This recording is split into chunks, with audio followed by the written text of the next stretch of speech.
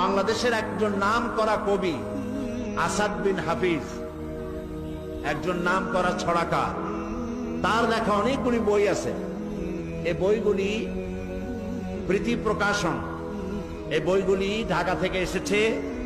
যেমন সব তোমাদের জন্য মজার মজার ছড়া লেখা।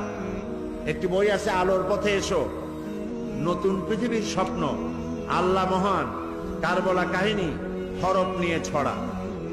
এই যেমন আছে অতে উজু করে পড়তে যাও, অভাবীকে অন্ন দাও, আতে আলেম ছড়ান দিনের আলো, আল্লাহ তাদের বাসেন ভালো।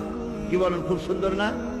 যাওয়ার সময় তোমরা এই ছোট ছোট বইগুলি ওইখান থেকে কিনে নিয়ে যেও, তাহলে ইসলাম সম্পর্কে তোমরা জানতে পারবে। কবি আসাদ বিন হাফিজের লেখা এরকম অনেক ছড়ার বই আছে, মজার মজার ছড়া।